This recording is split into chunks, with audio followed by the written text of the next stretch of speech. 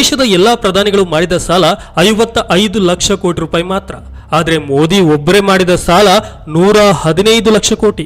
ಹಿಂದಿನ ಪ್ರಧಾನಿಗಳ ಕಾಲದಲ್ಲಿ ಪೆಟ್ರೋಲ್ ಬೆಲೆ 74 ರೂಪಾಯಿ ಇದ್ರೆ ಮೋದಿ ಒಬ್ಬರೇ 112 ರೂಪಾಯಿ ದಾಟಿಸಿದ್ರು.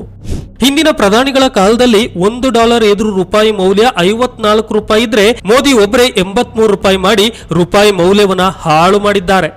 ಹಿಂದಿನ ಪ್ರಧಾನಿಗಳ ಕಾಲದಲ್ಲಿ ಗ್ಯಾಸ್ ಬೆಲೆ 410 ರೂಪಾಯಿ ಇದ್ರೆ ಮೋದಿ ಒಬ್ಬರೇ 1100 ರೂಪಾಯಿ ಮಾಡಿದ್ರು. ಹಿಂದಿನ ಪ್ರಧಾನಿಗಳು ಸರ್ಕಾರಿ ಸಂಸ್ಥೆಗಳನ್ನು ಕಟ್ಟಿದ್ರೆ ಮೋದಿ ಒಬ್ಬರೇ ಎಲ್ಲವನ್ನ ಮಾಡ್ತಾ ಇದ್ದಾರೆ. ಹಿಂದಿನ ಪ್ರಧಾನಿಗಳು ಶ್ರೀಮಂತರಿಗೆ ಹೆಚ್ಚು ತೆರಿಗೆಯನ್ನು ಹಾಕ್ತಾ ಇದ್ರು. ಆದ್ರೆ ಮೋದಿ ಒಬ್ರು ಮಾತ್ರ ಶ್ರೀಮಂತರ ತೆರಿಗೆಯನ್ನು ಕಡಿಮೆ ಮಾಡಿ ಬಡವರ GSTಯನ್ನ ಜಾಸ್ತಿ ಮಾಡ್ತಿದ್ದಾರೆ. ಹಿಂದಿನ ಪ್ರಧಾನಿಗಳು ಬ್ಯಾಂಕ್ಗಳ ರಾಷ್ಟ್ರೀಕರಣವನ್ನು ಮಾಡಿದ್ರೆ ಮೋದಿ ಮಾತ್ರ ಬ್ಯಾಂಕ್ಗಳ ಖಾಸಗೀಕರಣವನ್ನು ಮಾಡ್ತಿದ್ದಾರೆ.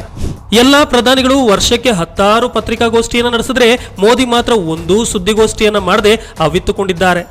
ಹಿಂದಿನ ಪ್ರಧಾನಿಗಳು ನೆರೆಹೊರೆ ದೇಶಗಳಿಗೆ ಖಡಕ್ ಎಚ್ಚರಿಕೆಯನ್ನು ಕೊಡ್ತಿದ್ರು. ಮೋದಿ ಮಾತ್ರ ಚೀನಾ ಹೆಸರೆತ್ತಲಾಗದೆ ಹೆದರಿಕೊಂಡಿದ್ದಾರೆ.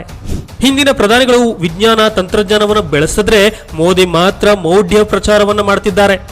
ಹಿಂದಿನ ಪ್ರಧಾನಿಗಳು ಅಷ್ಟೋ ಇಷ್ಟೋ ಉದ್ಯೋಗವನ್ನ ಕೊಟ್ಟಿದ್ರು. ಮೋದಿ ಇರೋ ಉದ್ಯೋಗಗಳನ್ನೆಲ್ಲ ಕಿತ್ತುಕೊಂಡ್ರು. ಹಿಂದಿನ ಪ್ರಧಾನಿಗಳು ಈ ದೇಶವನ್ನ ಕಟ್ಟಿದ್ರು. ಮೋದಿ ಒಬ್ಬರೇ ದೇಶವನ್ನ ಮಾರುತ್ತಿದ್ದಾರೆ. ಹಿಂದಿನ ಪ್ರಧಾನಿಗಳು ರಾಜಕಾರಣ ಮತ್ತು ಧರ್ಮ ಬೇರೆ ಬೇರೆಯಾಗಿ ನೋಡ್ತಾ ಇದ್ರು. ಮೋದಿ ಒಬ್ಬರೇ ಧರ್ಮವನ್ನ ರಾಜಕಾರಣಕ್ಕೆ ಬಳಸಿಕೊಳ್ತಿದ್ದಾರೆ. ಇಂತಹ ಜನವಿರೋಧಿ ಪ್ರಧಾನಿಯನ್ನ ಸೋಲಿಸದಿದ್ರೆ ಮುಂದಿನ ಪೀಳಿಗೆ ನಮ್ಮನ್ನ ಕ್ಷಮಿಸುವುದಿಲ್ಲ. ಯೋಚಿಸಿ.